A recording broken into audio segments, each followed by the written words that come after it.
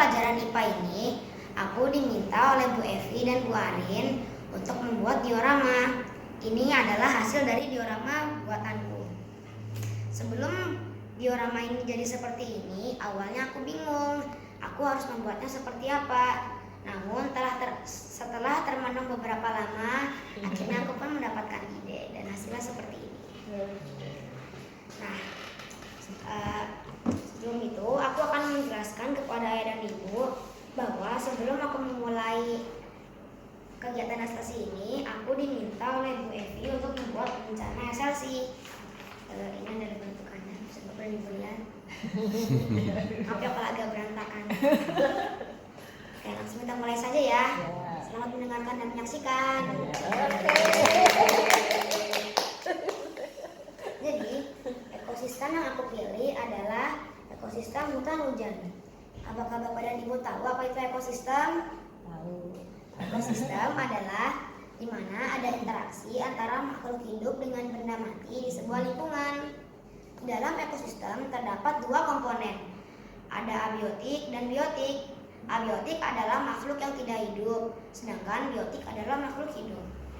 Komponen abiotik yang terdapat pada dioramaku adalah batu, matahari, dan air. Sedangkan komponen biotik yang terdapat pada dioramaku adalah rumput, ada kijang, rusa, jamur, harimau, bunga anggrek, pohon mangga, ini ada benalu, ada burung jalak, dan kerbau. Di dalam ekosistem terdapat beberapa interaksi. Interaksi yang terdapat pada dioramaku adalah predasi, kompetisi, simbiosis komensalisme, simbiosis mutualisme, dan simbiosis parasitisme.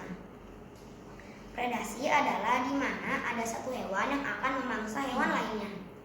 Contoh interaksi tersebut yang terdapat pada dioramaku adalah ada harimau dan rusa.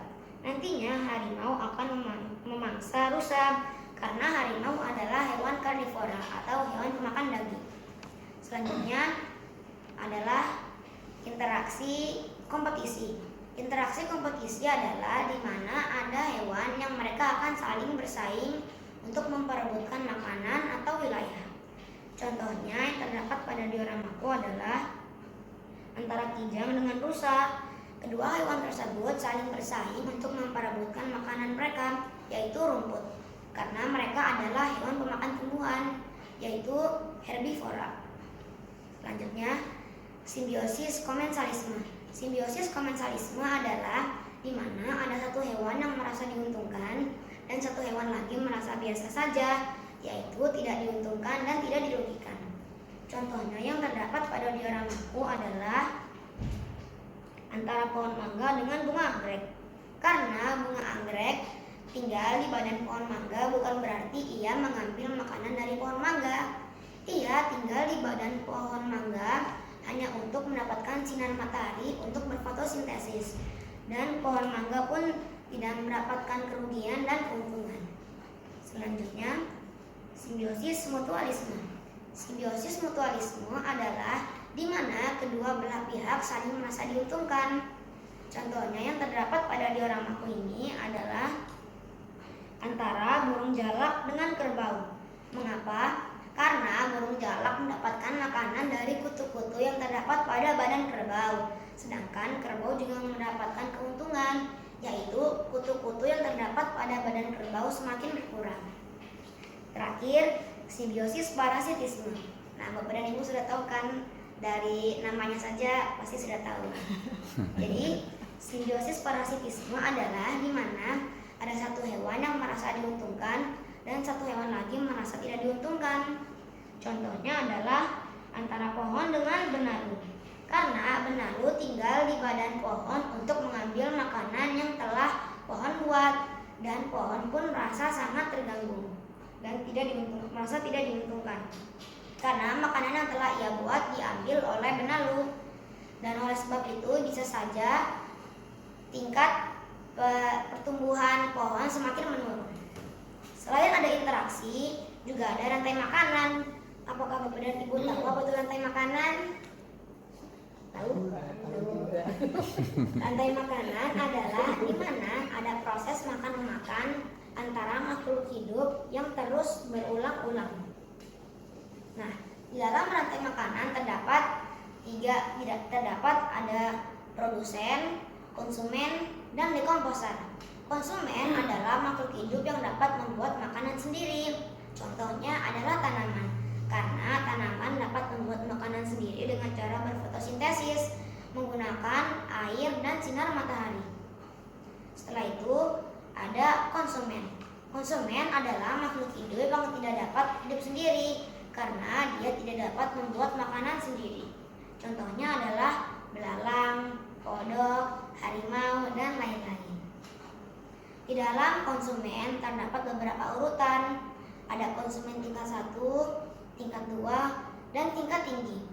Konsumen tingkat 1 pada umumnya adalah hewan pemakan tumbuhan, yaitu herbivora. Selanjutnya konsumen tingkat 2 adalah hewan pemakan daging atau karnivora. Dan terakhir adalah konsumen tingkat tinggi. Disebut konsumen tingkat tinggi karena tidak ada lagi hewan yang akan memangsa. Biasanya konsumen tingkat tinggi adalah hewan karnivora atau pemakan daging. Selanjutnya adalah dekomposer. Dekomposer adalah makhluk hidup yang dapat mengurai makhluk hidup lain yang sudah mati. Contohnya adalah jamur dan bakteri. Nah, nantinya dekomposer akan mengubah yang awal dari zat organik menjadi zat anorganik. Nah, di sini ada jamur, itu adalah dekomposer, tapi jamur aslinya tidak seperti ini. Aku membuat seperti ini untuk memudahkan ayah dan ibu paham. Nah, sekarang aku mulai saja ya. Jadi, rantai makanan yang terdapat pada dioramaku adalah awalnya rumput membuat makanan dengan cara berfotosintesis menggunakan sinar matahari dan air. Setelah itu, nantinya rumput akan dimakan oleh rusa sebagai konsumen 1. Rusa memakan rumput karena rusa adalah hewan pemakan tumbuhan atau herbivora. Selanjutnya, rusa akan dimakan oleh harimau sebagai konsumen tingkat tinggi. Harimau memakan rusa karena harimau adalah pemakan daging, yaitu hewan karnivora.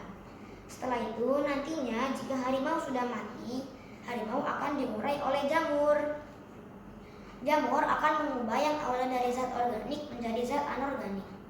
Nah, Bapak dan Ibu tahu tidak bahwa alam itu sesungguhnya sebenarnya awalnya indah, tapi bisa juga menjadi tidak indah loh. Apakah Bapak dan Ibu tahu siapa penyebabnya? Siapa?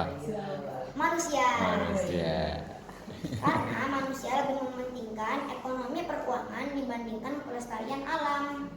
Contoh kegiatan-kegiatan manusia yang dapat merusak keseimbangan alam adalah pengundulan hutan, penebangan hutan secara liar, perburuan liar, dan masih banyak lagi.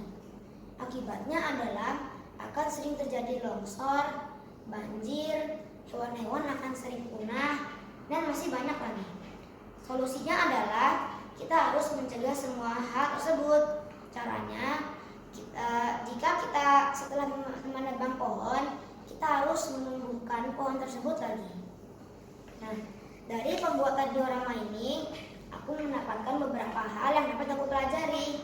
Salah satunya adalah bersabar. Aku bersabar saat sedang menunggu bergiliran menggunakan lem tembak. Karena colokannya hanya ada satu di sebelah sana. Ada 2.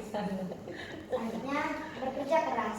Aku bekerja keras saat sedang menggambar karena ayah dan ibu tahu pasti kalau aku tidak terlalu jago menggambar. Selanjutnya adalah aku mengalami beberapa tantangan saat membuat diorama, yaitu saat menggambar juga karena aku tidak jago menggambar. Selanjutnya, mengatur waktu karena Bu Evi dan Bu Aden meminta aku untuk mengerjakan dengan fokus. Tapi aku tidak bisa mengerjakan dengan fokus karena menurutku kalau mengerjakan itu lebih mengasihkan sambil mengobrol. Solusinya adalah aku harus lebih fokus supaya aku dapat mengobrol setelah selesai mengerjakan. Dan menurutku hal yang paling menarik adalah saat menempel, karena menurutku lem itu seperti lengket-lengket dan menyenangkan saat menempel. Terima kasih sudah mendengarkan presentasiku. Apakah ada pertanyaan atau komentar?